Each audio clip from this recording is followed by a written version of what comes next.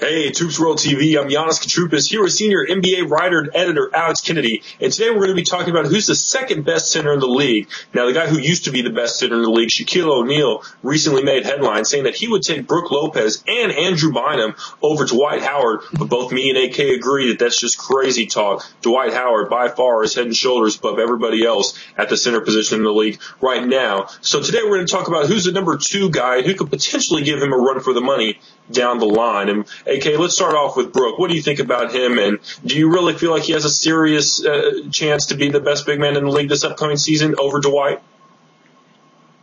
I don't think so. I'm not sure what Shaquille O'Neal was thinking when he said that. You know, I love that too. When he started making the comments, he referred to him as Robin Lopez. So I'm not sure what Shaq was thinking when he was making that comment. And, you know, he played with Robin Lopez in Phoenix too. So, you know, he basically afterwards said, same thing, they're brothers, same difference. But I mean, that was his former teammate. So you gotta wonder what Shaq was thinking there. The gap between Dwight Howard and Brook Lopez is enormous. I mean, Brook Lopez isn't even anywhere near Dwight Howard. I mean, and when you're talking about top tier big men, there's other players that are much closer to Dwight Howard that you can make an argument for at least. But when you look at Brook Lopez, he's someone who averaged 5.9 rebounds over the course of an 82-game season. Last year, obviously, he missed most of the year with injury, so you know that has to be factored in as well. But even when he's been on the court and been healthy, he's nowhere near productive enough to be in that conversation and compete with Dwight Howard for the title of best big man in the league. I don't think he's in the conversation for second best. I think there's other guys around the league like Andrew Bynum, Roy Hibbert. I mean, there's other guys that I'd put ahead of him. So, you know, I think that this was Shaquille O'Neal trying to get under Dwight Howard's skin. He was looking for a reaction,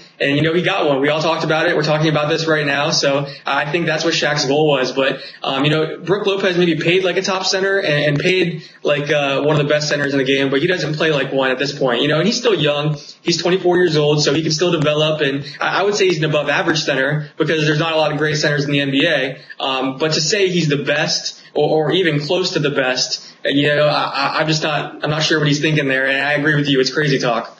Yeah, and Andrew Bynum, I definitely think right now, and especially across the board, is looked at as the second best center in the league. I'm a little bit hesitant to give him that title without seeing how he does in this alpha male role that he's going to have with the Philadelphia 76ers. With the Los Angeles Lakers, he had a lot of luxuries. He didn't have to show up on a night in and night out basis in order for them to win basketball games. There were some nights where he could coast through, and that kind of fit in with his mentality and his personality, as it's well documented. This is not a guy who loves the game of basketball now. He does enjoy playing it and he enjoys the money that comes with it. But does he have that fire in him to be a number 1 guy? He's won 2 championships, so you can't take too much away from him.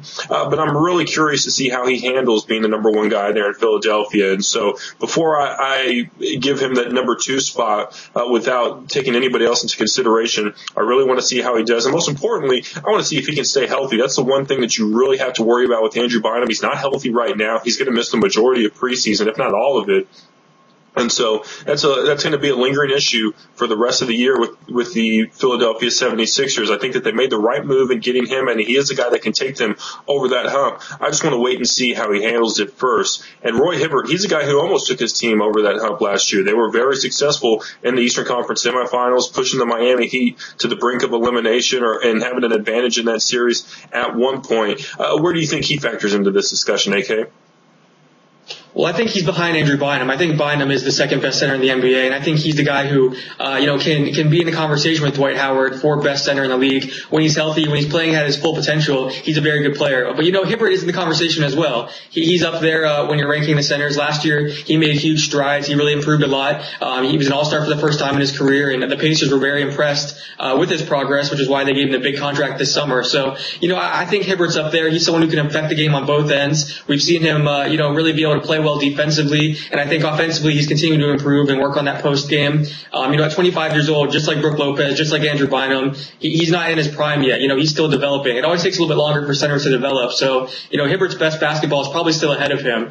You know, but the Pacers, they were very impressed with him. And like you say, he really showed glimpses of brilliance last year and played well at times. I think the frustrating thing with Roy Hibbert is that at times he doesn't dominate. It seems like he's still trying to learn how to use his size and his skill set to really impact games fully. to his full potential. Last year in the playoffs, we saw him matched up in the first round against Glenn Davis, someone who's way smaller than him. Yeah, he didn't really take advantage of that and dominate those games. Against the Miami Heat, he was okay, but against Miami's revolving door of centers, he should have been able to impact that series a little bit more. So, I want to see him be able to dominate games a little bit more. I think that's a really important factor when you're talking about the best center in the NBA. You have to be consistent. You have to be able to dominate games on a nightly basis. And we haven't seen that from Roy yet, but he has shown a lot of progress. And I think he's in that conversation. Another guy that we mentioned, DeMarcus Cousins, 22 years old. He's someone who's really made huge strides as well. Obviously, he still has a lot of room to develop, but he could be someone that's in the conversation eventually too. What do you think about him? To be 100% honest with you, if I'm